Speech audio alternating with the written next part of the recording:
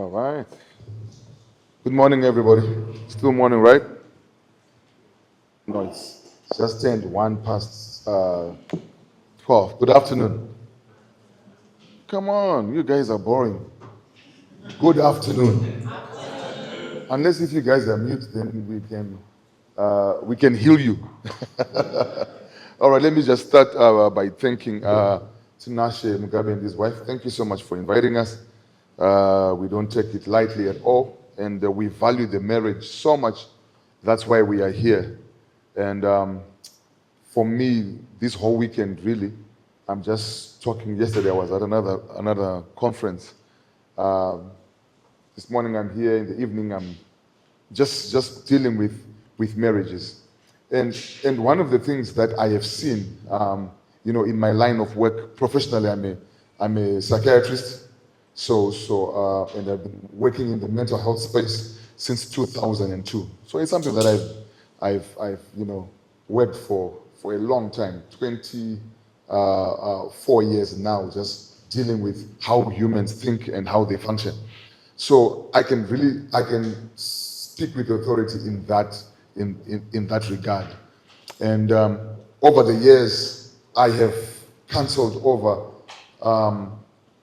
1,000 married couples of all ages. I'm talking of white, black, Indians, recently married. My oldest couple that I helped were 78-year-old men and a 72-year-old lady who wanted to divorce. And their 55-year-old children are the ones that sent them to my office. So I'm going to be speaking things that are practical. I'm not going to take too much time. But I really want to talk about the role of maintaining your mental health for you to have a sustainable marriage. Is that okay? All right. So what I've seen is that a lot of people enter into marriage, and they enter into marriage because they love one another. They met somewhere. They loved the shape. They loved the height. People have got all kind of fantasies. I love that small, dark, and tall. Me, I like dark. All my girlfriends were dark. Everybody likes their own. Everybody energized. Some like slim, tall, big, whatever the case might be. That is important to start, to initiate the attraction. But it's not enough to keep you married. And that's what I want to say, that a lot of us, we then forget the things that make the marriage work on the long term. There are things that will make the marriage work in the short term, and we all know, those stages of marriage where you are in the infatuation phase. The first 9 months, everything is beautiful. The guy does nothing wrong. Even if he comes late, he will say, I can wait for you forever. I will cross the mountain. Then after 6 months, those understand it. You get what I'm saying? Things change because the stages of marriage would have changed. But I want to speak more into the mental health. And I have seen that, you know what? One. And what people don't understand is when it comes to mental health, especially when I talk about mental health, we talk about, there are two types of mental health conditions that are there. There are what are called major mental health conditions and minor mental health conditions. The major ones are the ones, if they appear or if they start in your life or in your spouse or in your, they cause a lot of serious, drastic changes. For example, if somebody becomes, let's say, suffers from schizophrenia, all right? It's so drastic. They'll be hearing voices, they'll be arguing with the neighbors, they'll be walking naked, they'll be holding. It's serious. You can see it, and it's easy. But the ones that cause the most problems in marriages are what are called minor mental disorders. Now, minor mental disorders, the person will be functional, but panic at that. You get what I'm saying? These are things that you notice, they are subtle, but they actually affect the behavior and the thinking of of the person. And so let me just say that everybody has got their moments of madness. I'm sure almost every day you've got probably 10 minutes of craziness. There's no month that goes without your moments. You can never know those other, but I think so what I have seen, what causes marriage to go into trouble especially is number one, unrecognized mental disorders. Unrecognized mental disorders. And some of them are so subtle. For example, we can talk about depression. Depression is so common. I'll give you the statistics. The statistics in women, it's 20% of all women after the age post-puberty are depressed. 10% of men are depressed. So it means that there are women that are married that are depressed. There are men that are married that are depressed. And if that is not taken care of, that marriage is in trouble. Because not only do you then suffer psychologically, but other things will start to suffer. For example, if you are depressed, one of the things that happens is that your sex life goes to zero. Because the biggest sex organ is not your sexual organs, it's actually your mind. So when your mind is depressed, everything, your libido is depressed. So you can actually be arguing, I think my husband has got a girlfriend. And yet your husband is actually just depressed. So when he's at home, nothing happens. You walk, you do all the schisms, you what, but nothing happens because the guy is depressed. And sight is not going to excite him. And so these are real things. These are real things. I have seen people that go for 6 months without sex and they're married. They're sleeping in the same bedroom and you just wonder, 6 months? Yes, they're called sexless marriages. In fact, a sexless marriage is a marriage that has sex per year, 12 times per year. I have seen people that have gone for 6 months. I've seen people that have gone for 2 years and they've not had sex in that marriage. So you know that marriage is in real trouble. It's in real trouble. So unrecognized by depression is a very common cause because it's common. The question is, I wish I would have come with with a simple test that I normally do and just give you. Maybe I'll send it to Nasha. You can send to the guys that are here, and you just test yourself. If you find yourself that you are depressed, please come and see me after class, because you actually need help. And a lot of marriages are in trouble because of depression. Because what depression does, it changes your thinking, it changes how you enjoy life, how you look at things. It's like somebody who's got a tinted glass. If your glasses are green, everything that you're going to see is going to be green. If your glass is red, everything that you're going to see becomes red. And that's what depression, it colors your whole life. So when you are depressed, everything you see. So there's nothing, you won't see anything good. All you're seeing is something which is negative. So when you see somebody who's just negative, you come up and you want somebody to rejoice and you tell them and they're just negative, they're looking at the negative side. There is a problem. There is a problem. And it will affect the whole. Number two, the depression, not only does it cause you to have low libido, but it will also cause you not to have motivation. So a person will just wake up, they struggle to wake up, they struggle to go to work, and you hear so many married women say, oh, my husband is just sleeping at home 2 days, 3 days, he's not bathing, he's not coming out, he's not eating. That guy is depressed.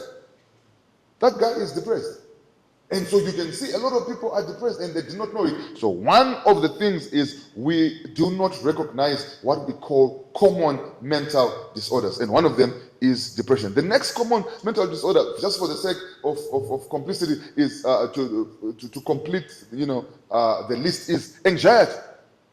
Anxiety is common. In fact, the incidence of anxiety are higher than depression. 30% of the people or adults are anxious.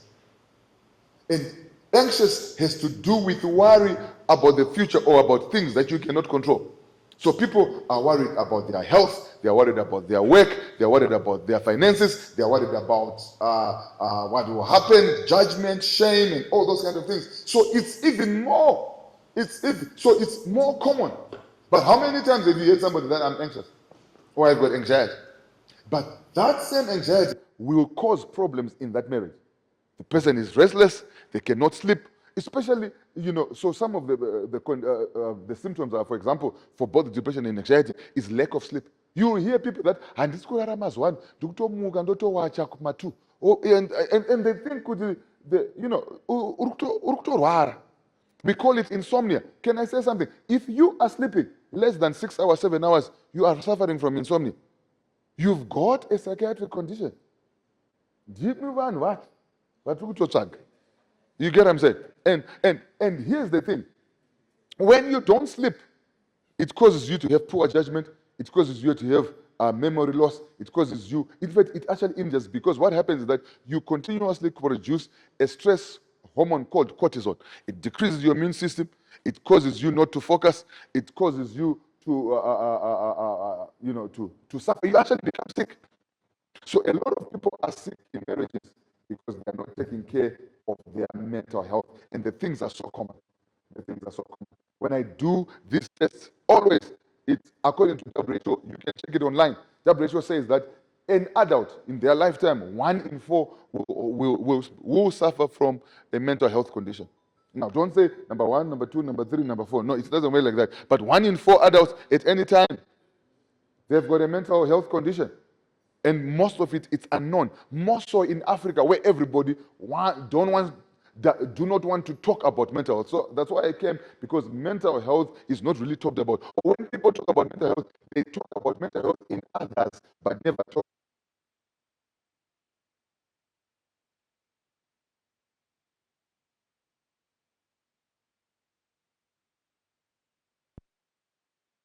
Sometimes, you know what, other people will start to actually blame tribal spirits and yet ingory stress, ingory depression and anxiety, which can actually be sorted out easily. So if you are really serious about your life, as you go for your test, as you go for your breast test and testosterone test and all those kind of things, you must also have a mental health survey of yourself. Mental health survey. The other thing that I want to say is, a lot of people get into marriage broken men, broken ladies. Let me start from the statistics on the female side. 25% of women are sexually abused by the age of 18. These are standard. You can look. And those 18%, they do get married. You may not even know that your wife was sexually abused. She's quiet, but the hate is there. So I had a couple that came to me, and the husband was saying, "I cannot touch my wife. When I try to touch, she tenses. She tenses." The tenseness can actually get worse, that sometimes it even stops penetration. So she tenses everything and she locks herself. So I then said, okay, fine, let me talk to the wife. So I talked to the wife. Look, what you are telling, it shows that this is a trauma response. Something happened. And then she told me, when I was 8, I was raped by my uncle. I told my parents, they didn't believe me. He's still there, no justice. So now, when my husband is touching me, I recall. So she's actually suffering from post-traumatic stress disorder. So every time, she's a lovely person, loves the husband. The husband is understanding, but could not just understand. You get what I'm saying? Yeah. So these things are real. So if you do not deal with your past trauma and you enter into marriage, that marriage is going to be in trouble. Not because the guy is bad, not because of anything, because of unresolved issues. Unresolved issues. And so you'll be so shocked. You'll be so shocked, Tinashe, that the rate of sexual abuse among men is also high. It might not be that high, but it's very high. These boarding schools and this what. My God, it is so rife in the white community, in the black community. There are people that have been sexually abused. You'll be shocked at people that are suffering from trauma. And that person marries today. That trauma has not been saved. Nobody knows about it. Some of them, I saw a guy. It was so funny because I had admitted a certain number of guys, 25 and under. And of those, I had about 10. And in that cohort of 10 that I was treating at that time, 3 had been sexually abused. And they were guys. Then they get into a marriage. So you can imagine, things cannot work. Things cannot work. And at that time, love does not work. And you just wonder why marriages do not work. So marriages do not just work because somebody's bad, somebody's whatever. There is every behavior that you see is being driven by an emotional response to an event which is happening that happened.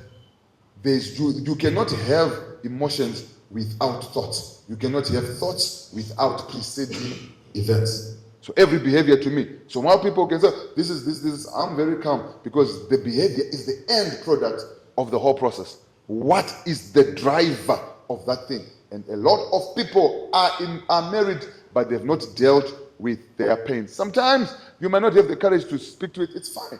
But get help privately if you have to save your marriage, or else your marriage will not work. Will not work. I'm sorry that I'm bringing you sad news, but if I don't tell you the truth and just tell you that things are going to work out because you're married, I'll be lying to you. I always say that marriages, you get married because you love, but you stay married because you've got knowledge and you've got the wisdom to work the mechanics of the marriage. And one of them is to self-introspect and say, am I the right person for this? Am I the right person for the marriage? You understand what I'm saying? And each one of us will have to adjust. Some of us were also in blended families. That's another world on its own. And sometimes people get into blended marriages. I don't know who are here or maybe, but there's always, because it's so common. So common things are common. People get into blended marriage, and what happens is you get into the marriage and you start to punish your current spouse for the things that were done to you by the previous one. So you go in there defensive, you go in there, kung fu, kick master and all kind of things, and you are ready to strike, but the person that you are with has done absolutely nothing. And we don't give them the opportunity to make their own mistakes. We punish them for the mistakes of the ex. And in those relationships, sometimes there are people that are married and they actually fear the ex more than their current spouse. And sometimes they make decisions to please somebody who is not in the house at the expense of somebody who they are living with. These are things that we have seen. So, my take-home message is this, Mr. Tinashe. Marriage is good with wisdom. And one of the wisdom nuggets I want to leave with you is be real with yourself. Can you just turn to your neighbor and say, be real with yourself? Okay, all right. And all of us, we need moments of being real. We need moments of being real. Nobody is a superman. Nobody we all suffer. We all go through some stuff. There are days, there was years ago, I went through what I then realized, I was depressed. I wasn't sleeping. I could see the clock going. I could literally hear the ticks and God. Now, when something happens to me, I go and get help. 2 years ago, I went and saw a colleague of mine and said, things are not working. My mind is crazy. It's not working. I got help. It's better to get help and succeed than to be tough and fail. And so many of us, we stay tough and we fail. But I'm trying to say, take care of yourself. Take care of your spouse. Don't let mental health issues run the marriage down if you might not know. And most people don't know. And I want to say this, I'm a pastor, most pastors don't know how to handle real mental health issues. They'll just say, let's go and pray, let's go up the mountain. And I say, fine, after you've done that, please get professional help. Get professional help. Get professional help. If you think seeing a psychologist and a psychiatrist is expensive, wait until you see the bill from the lawyers on when you divorce. It's nothing compared to correcting yourself. You understand what I'm saying? So I want us, so as a take-home message, Mr. Tinashe Gabe, is, my desire is for married people to be intentional about their mental health and not to see it as an others game, but to view themselves and say, every year, can we take stock of where we are?